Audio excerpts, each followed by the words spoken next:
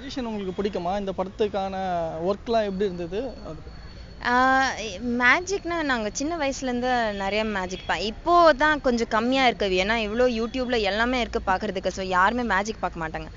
But சின்ன வயசில் நாங்கள் எவ்வளோ மேஜிக் ஷோஸ் போயிருக்கோம். அம்மா அப்பா எப்போவுமே மேஜிக் ஷோ இருந்தால் கூப்பிடுவாங்க. இல்லாட்டி பர்த்டே பார்ட்டிஸ்க்கு மெஜிஷியன். ஸோ ஐ அப்போ எல்லாம் நான் ஆப்வியஸ்லி எனக்கு ட்ரூத் தெரியும். But it's nice to play magician. களம் வந்து இப்போ நிறைய படங்கள் முன்னாடி எடுத்திங்கன்னா அனந்தபுரத்து வீடு ஒரு ஒரு பில்டிங் ஒரு ஹவுஸை நோக்கி ஒரு கதை களம் அப்படின்னு சொல்லலாம். இப்போ களமும் அதே மாதிரி ஒரு சப்ஜெக்டாக இருக்குமா? என்னங்க ஒரு ஹவுஸு? அனந்தபுரத்து வீடுன்னு சொல்லிட்டு ஒரு முன்னாடி ஒரு படம் ஒன்று வந்தது. அது வந்து ஹவுஸ் பேஸ்டாக ஒரு படம் இருக்கும். அதாவது முன்னாடி நடந்த ஆத்மாக்கள் வந்து அந்த அந்த வீட்டில் உள்ள வர மாதிரியும் ஒரு கதை அப்படி ட்ரெண்ட் ஆகும். இதையும் களமும் அதே மாதிரி ஒரு கதை களமா? களம் பார்த்தீங்கன்னா it is based out of a house. ஒரு வீட்டுக்குள்ளே ஒரு ஃபேமிலி அங்கே வந்து ஸ்டே பண்ணும்போது அந்த வீட்டில் என்ன என்ன இன்சிடென்ட்ஸ் நடக்கும்னு அதுதான் ஒரு படம். So definitely it's a house based story. அதுவும் 3 டிஃப்ரெண்ட் டைம் ஸ்பேன்ஸில் எடுத்திருக்காங்க. ஸோ அது வச்சு தான் இந்த படம் இந்த ஸ்டோரி. சொல்லுங்க. இப்போ கோஸ்ட் மேல உங்களுக்கு நம்பிக்கை இருக்கா? நீங்க பார்த்துருக்கீங்க? எனக்கு கோஸ்ட் மேலே நம்பிக்கையே இல்லை. நான் இதுதான் செகண்ட், நிஜமாவே சொல்கிறேன், இதுதான் என்னோட செகண்ட் கோஸ்ட் மூவி நானே பார்க்குறேன். Because I don't believe in ghost and I don't. ஒன்று பார்த்தா ஒன்று கேட்டால் தான் அந்த பயம் இருக்கும். நான் சின்ன வயசுலேருந்து என்னோட அம்மா எனக்கு அலோவே பண்ணல. ஸோ நான் எப்படி இந்த இவ்வளோ கோஸ்ட் படம் பண்ணுறேன் எனக்கே தெரிய மாட்டேங்குது.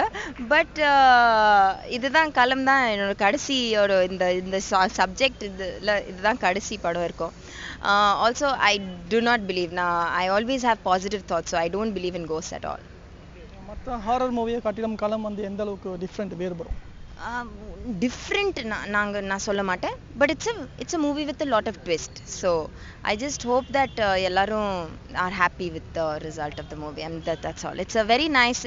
இட்ஸ் அ மூவி வேர் அடுத்து இதுதானா அந்த மாதிரி ஃபீலிங்காக இருக்கும். இப்போ என்னோட கேரக்டர் பார்த்தீங்கன்னா தீக்ஷான்னு ஒரு கேரக்டர், ஒரு ஃபேமிலி, ஹஸ்பண்ட் ஒய்ஃப் டாட்டர். இப்போது நாங்கள் வேற ஒரு ஊர்லேருந்து இன்னொரு ஊருக்கு வந்து ஒரு புதுசாக ஒரு வீட்டில் குடி புகுறோம். ஸோ அந்த வீட்டுக்குள்ளே நடக்கக்கூடிய சம்பவங்கள் தான் களத்தோட கதைக்களம்.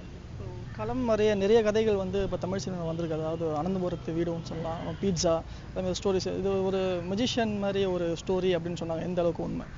இது மெஜிஷியன் மாதிரினா இப்போ டெஃபினட்டாக பீட்சா வந்து பேஸ் கதைக்களம் வந்து ஒரே மாதிரி இருந்தாலும் ஒரு படத்துக்கான வித்தியாசம் இருக்கும். அனந்தபுரத்து வீட்டுக்கும் பீட்சாக்கும் ஒரு பெரிய வித்தியாசம் இருக்குது. அதே மாதிரி தான் அந்த 2 படத்துக்கும் இதுக்கும் ஒரு பெரிய வித்தியாசம் இருக்குது. எல்லா ஸ்டோரி லைனும் ஒரே மாதிரி இருக்காது இல்லைங்களா?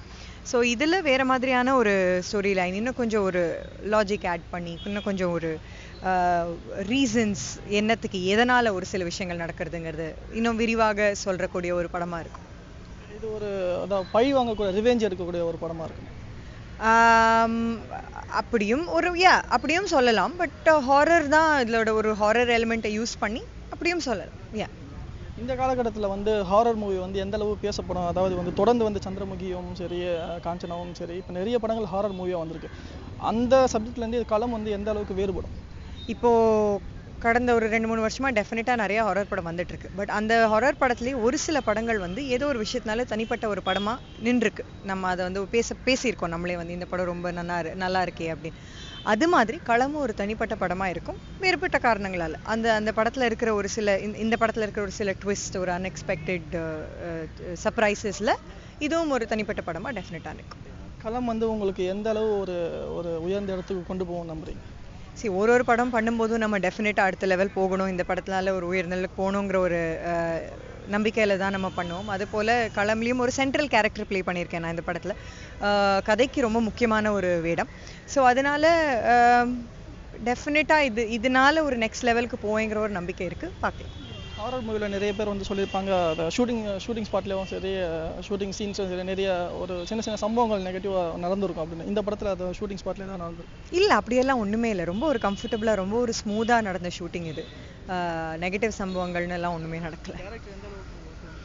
டைரக்டர் வந்து ரொம்ப very soft spoken person. So அவர் ரொம்ப முக்கியமாக இந்த படத்தில் ஃபுல்லாக எல்லாருமே ரொம்ப கம்ஃபர்டபுளாக இருக்கிற அளவுக்கு பார்த்துக்கிட்டாங்க. ஸோ ரொம்ப ஒரு கம்ஃபர்ட் லெவலோட ஷூட் பண்ண ஒரு மூவி இது. இந்த படத்தோட வாய்ப்பு எப்படி கிடைச்சது எனக்கு அப்படின்னா, படத்தோட வாய்ப்பு வந்து நடிகர் ஆரி மூலியமாக கிடைச்சது. ஆரி என்னோடய ஃப்ரெண்டு. ஸோ அவர் வந்து ஸ்கிரிப்ட் ரைட்டர் சுபீஷ்க்கு வந்து என்னை இன்ட்ரடியூஸ் பண்ணி வச்சார். ஸோ அது மூலியமாக எனக்கு கிடைச்சது. இப்போ படம் கதை கேட்ட உடனே எனக்கு ரொம்ப பிடிச்சிருந்தது. கேட்ட உடனே ஓகேன்னு சொன்னேன். அதுக்கப்புறம் ஷூட்டிங் போனோம், நல்லபடியாக நடந்தது. இன்றைக்கி படமும் நல்லபடியாக வந்திருக்கு. ஸோ நல்லா வந்திருக்குன்னு நாங்கள் நம்புகிறோம். தயவுசெய்து நீங்களும் படம் பாருங்கள். படம் பார்த்துட்டு நீங்கள் என்ன ரிசல்ட் சொல்கிறீங்களோ அதுதான் எங்களோட சக்ஸஸ் ஃபெயிலியர் எல்லாமே. ஸோ இந்த படத்தில் நான் என்ன பண்ணுறேன் அப்படின்னா, நகுலன்ற அந்த கேரக்டர் என்ன பண்ணோம் அப்படின்னா, அவர் வந்து ஒரு மாந்திரிகவாதி. ஒரு வீட்டுக்குள்ளே போகிறாரு, ஃபேமிலி ஒரு வீட்டுக்குள்ளே மாட்டிக்கிச்சு. இந்த ஃபேமிலியை வந்து எப்படி வெளியில் கூட்டு வராரு, இல்லை கூட்டு வராரா இல்லையா அப்படின்றது தான் என் கேரக்டருக்கு உண்டான பொறுப்பு. அவ்வளோதான்.